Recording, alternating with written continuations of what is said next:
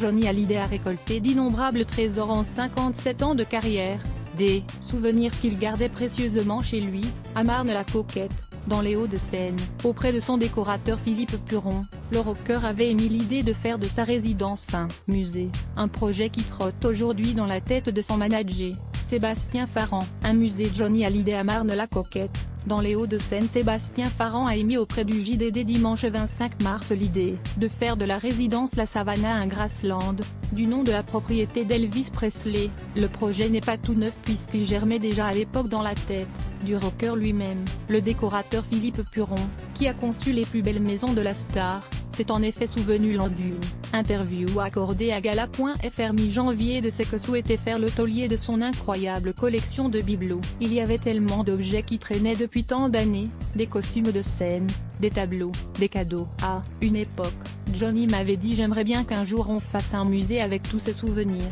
J'aimerais beaucoup le créer. Ce serait un bel hommage, nous expliquait l'artiste. Le pied-à-terre parisien de la famille Hallyday s'étale sur une surface de 900 mètres carrés. Sur un domaine de 5500 mètres carrés avec piscine et cours de tennis, véritable mine d'or où s'entreposent des trésors récoltés en plus de 57 ans de carrière. Cette résidence de Marne-la-Coquette a, en outre, vu Johnny Hallyday pousser son dernier soupir. La demeure chargée de souvenirs et de symboles a d'abord été mise en vente. La maison reste finalement la propriété de la famille, comme l'a confirmé Sébastien Farran au JDD. Découvrez en photo la maison de Johnny et Laetitia Hallyday à Los Angeles. En outre, un mémorial Johnny Hallyday pourrait bien voir le jour, dans le square de la Trinité situé dans le 9e arrondissement de Paris, là où est né et où a grandi le rocker.